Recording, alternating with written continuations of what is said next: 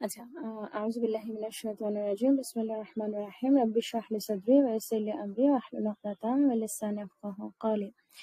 আচ্ছা, আমরা এখন এখন রুকিয়ার কথা মানে আমাদের করণীয় কি? আমরা তাবিজের ব্যাপারে বলছিলাম।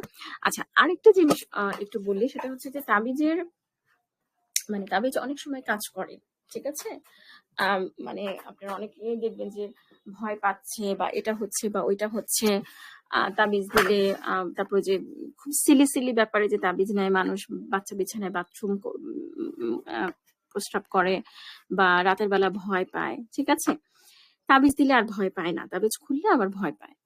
এখন আমাদেরকে এটার মানে মেকানিজমটা বুঝতে হবে, কেন তাবিজে কাজ হয়। তাবিজে কাজ হয় কারণ হচ্ছে যে মানে আপনার মনে আছে আমরা কি বলেছিলাম যে আম, মানে এটা মানে মানে শয়তানের উদ্দেশ্য হচ্ছে যত সংখ্যক আদম সন্তানকে নিয়ে সে হচ্ছে ইতে যাবে, জাহান্নামে যেতে চায়। এবং তার কিছু বাহিনী আছে, সো তার তার যারা অনুগত বাহিনী, তারা যেটা করে সেটা হচ্ছে যে তারা নানানভাবে মানুষকে ডিস্টার্ব করার চেষ্টা করে। ঠিক আছে? ডিস্টার্ব করার চেষ্টা করে, ভয় দেখায় বা এটা করে সেটা করে, কারণ তাদের উদ্দেশ্য হচ্ছে যে মানুষকে শিরক বা কুফরিতে লিপ্ত করা। তো যখন তার উদ্দেশ্য সাকসেসফুল হয়ে যায়, তখন সে হচ্ছে আপনার ওটা বন্ধ করে দেয়, বিকজ সে তো শিরক বা কুফরি করেই ফেললো।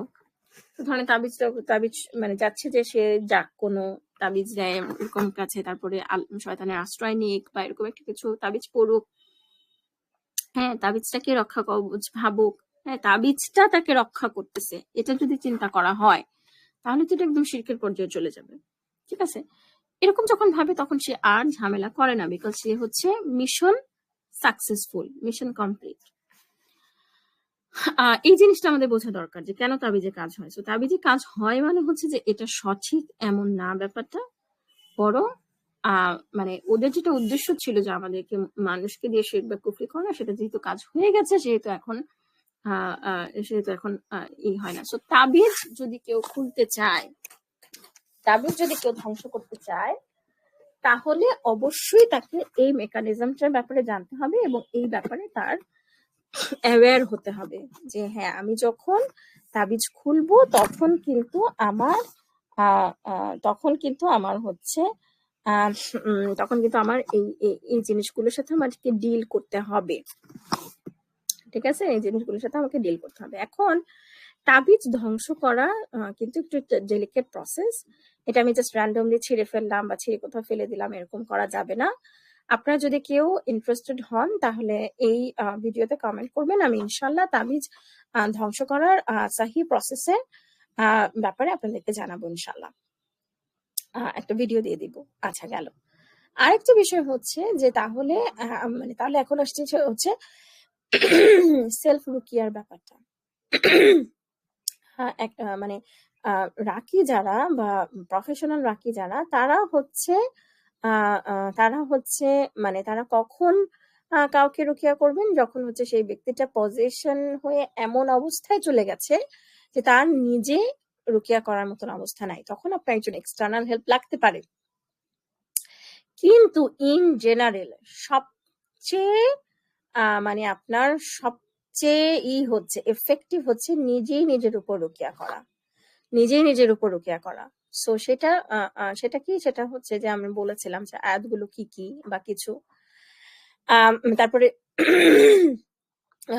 নিজে পড়তে না পারলে অনেক সময় আপনি কোরআনের আয়াত ছেড়ে রাখতে পারেন, এবং তবে মাথায় রাখবেন যে তখন আপনি এমন একটা অবস্থায় ছেড়ে রাখবেন যখন আপনি এটা শুনবেন। তো রুকিয়ার আয়াত নিজে পড়তে না পারলে আপনি প্রাথমিকভাবে রুকিয়ার আয়াত ছেড়ে দিতে পারেন। এটা একটা ডায়াগনোসিস টুল আসলে, যে আপনার সাথে সিহিরের প্রবলেম আছে কিনা এটা বোঝার একটা উপায় হচ্ছে আপনি যদি রুকিয়ার আয়াত ছাড়েন তাহলে আপনি দেখবেন যে আপনার মধ্যে রিয়াকশন হচ্ছে সেই রুকিয়ার আয়াত শুনলে, অথবা যেই অন্য মানুষরা যারা সিহির করছে বা করে বা বদনজরের ব্যাপার আছে তাদের রিয়াকশন হচ্ছে। সো রিয়াকশন হওয়া মানে হচ্ছে যে কাঁপতেছে, অথবা তাদের প্রচন্ড ফিজিক্যাল প্রবলেম হচ্ছে, গায়ে আগুন ধরে যাচ্ছে, এরকম একটা রিয়াকশন হচ্ছে, প্রচন্ড গা জ্বালা টাইপের রিয়াকশন হচ্ছে। এগুলো কেন হয়? কারণ হচ্ছে যে বলেছিলাম যে রুকিয়ার আয়াতগুলো তাদেরকে মানে তাদের জন্য খুব কষ্টকর শোনা বা সহ্য করা। আয়াতগুলো কি কি বলেছিলাম, যে হয় আপনি আল্লাহর ক্ষমতার কথা বলছেন অথবা ওদের জাড়ে জুড়ে ফাঁস হয়ে যাচ্ছে, এরকম আয়াতগুলো। এগুলো শোনা ওদের জন্য খুবই কষ্টকর। এখন সেলফ রুকিয়া, আরেকটা হচ্ছে যে রুকিয়া ওয়াটার স্প্রে করা। সেটা হচ্ছে যে আপনি জমজমের পানিতে অথবা নর্মাল পানিতেই আপনি রুকিয়ার আয়াতগুলো পড়ে ফু দিয়ে সেটা ঘরের বিভিন্ন কোনায় আপনি হালকা করে স্প্রে করার মতন করবেন, একটু ছিটানোর মতন নিজের গায়ে ছিটাবেন, ওইটা ঝাড়ফুঁক মানে ওইটা ফু দিয়ে ওটা আপনি নিজে খাবেন এবং অফকোর্স আয়াতগুলো তো নিজে পড়বেন। ঠিক আছে, এখন এইখানে রুকিয়ার আয়াতের ক্ষেত্রে একটা বিষয় বোঝাটা খুব জরুরি, এবং এই প্যারাবলটাও আমি হচ্ছে ইতে পাইছি, ওই ওয়ার্ল্ড অফ জিন অ্যান্ড ডেভিলস বইটাতে পাইছি। সেটা হচ্ছে যে রুকিয়ার কার্যকারিতা হচ্ছে একটা তলোয়ারের মতন, খুবই ধারালো তলোয়ার। এখন এটা দিয়ে তো অবশ্যই আপনি শত্রুকে মানে আপনি অবশ্যই শত্রুকে আপনি মানে নিধন করতে পারবেন, আপনি শত্রুকে মানে পরাজিত করতে পারবেন আপনার যদি মানে আপনার হাতে তলোয়ার থাকে, খুবই ধারালো তলোয়ার। কিন্তু যদি এমন হয় যে সেই তলোয়ারটা বহন করার মতন শক্তি আপনার হাতের নাই, তো তলোয়ারের কার্যকারিতা কিন্তু নির্ভর করে আপনার হাতের শক্তির উপরে এবং তলোয়ারটা কতটা ধারালো সেটার উপরে। সো রুকিয়ার আয়াতের ক্ষেত্রে উনি যে প্যারাবলটা দিচ্ছেন সেটা হচ্ছে যে কোরআনের আয়াত হচ্ছে খুবই কার্যকর, খুবই ধারালো তলোয়ার, কিন্তু আমাদের ঈমান, আমাদের ব্যক্তিগত অবস্থা হচ্ছে সেই হাতের মতন, যেই হাতটা হচ্ছে এতটা দুর্বল যে আমরা সে ধারালো তলোয়ারটা হয়তো বা তুলতেই পারতেছি না, লেট অ্যালোন শত্রুকে ওটা দিয়ে আঘাত করা, লেট অ্যালোন হতে পারে যে আমরা শত্রুকে সেটাই জানি না, তাই আমরা এলোপাথারে চালাচ্ছি। ঠিক আছে, সো আমাদের রুকিয়ার আয়াতের ক্ষেত্রে এই জিনিসটা আমাদের মাথায় রাখতে হবে যে আমার ইমানের অবস্থা হচ্ছে আমার রুকিয়ার আয়াত কার্যকারিতা অনেকটা কমে যাবে যদি না আমি আয়াতগুলো বুঝে পড়ি, যদি না আমি আয়াতগুলো ইন্টারনালাইজ করি, আত্মস্থ করি। সেজন্য আমার সিরিজটার নাম ছিল রুকিয়ার আয়াত আত্মস্থ করা, রুকিয়ার আয়াতগুলোকে আত্মস্থ করা। ঠিক আছে, যত আপনি আত্মস্থ করবেন, যত আপনি আয়াতগুলো ফিল করবেন, যত আপনি আল্লাহর কাছে আকুলতা নিয়ে এগুলো রিসাইট করবেন, এবং আরো ইম্পর্টেন্ট হচ্ছে আপনার উচ্চারণ সহি আছে কিনা সেটা চেক করা। যদি সেটা সহি না থাকে তাহলে আপনি শুনবেন এবং ভুলের জন্য আল্লাহর কাছে মাফ চেয়ে নেবেন, কিন্তু তারপরে চেষ্টা করবেন ভাঙা ভাঙা ভুল করে হলেও নিজে পড়তে, সেটার এফেক্টিভনেস, এবং অবশ্যই আপনি চেষ্টা করবেন যে আপনি মানে তাজবিদে কোনো প্রোগ্রামে ভর্তি হবেন যেন আপনার এগুলো হয়ে যায়, এগুলো ফিক্স হয়ে যায়। ঠিক আছে, সো এখন মানে এইভাবে সেলফ রুকিয়ার ক্ষেত্রে এই জিনিসটা খুবই ইম্পর্টেন্ট, নিজের ইমানের অবস্থা তার জিনিসটাকে ফিল করা। হ্যাঁ, এবং এখানে আরেকটা বিষয় হচ্ছে যে আরেকটা বিষয় হচ্ছে যে নিজে তেলাওয়াত করাটা হচ্ছে মোস্ট এফেক্টিভ। যদি এমন হয় যে আপনি এমন কারোর সাথে ডিল করছেন যে হচ্ছে এগুলা বিশ্বাস করে না, এটা মেয়েদের ক্ষেত্রে প্রচুর হয়, হয়তো হাজবেন্ডের উপর সেহের করা হয়েছে, তো হাজবেন্ড সেটা বুঝতেই পারতেছে না, হাজবেন্ড সেটা পাত্তা দিচ্ছে না, হাজবেন্ড কোনো কথা শুনতেছে না বা এরকম একটা কিছু, তখন আপনি যেটা করতে পারেন সেটা হচ্ছে যে রুকিয়ার আয়াত ছেড়ে রাখতে পারেন।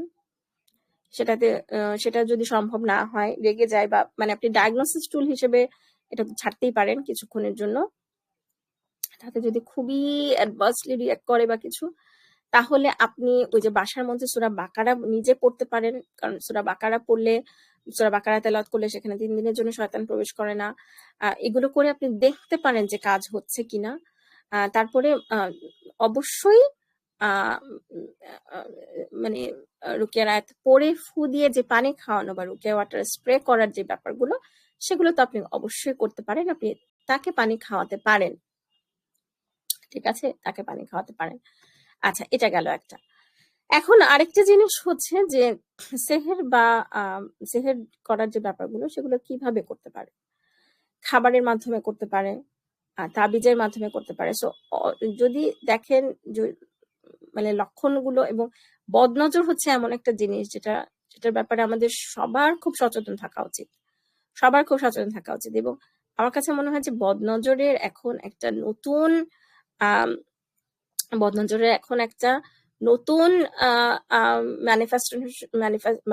নতুন অস্ত্র বলতে পারেন বা টুল বলতে পারেন হচ্ছে সোশ্যাল মিডিয়া। আমরা যেই হারে ছবি দেই, এটা অফকোর্স বদনজর হতে পারে, আল্লাহ মাফ করুন। এবং সেহের করার জন্য কাকে সেহের করা হচ্ছে সেটা অনেক সময় আইডেন্টিফাই করার জন্য সোশ্যাল মিডিয়াতে দেওয়া ছবিও ব্যবহৃত হতে পারে যে তার ব্যবহৃত জিনিস দিতে হতে পারে।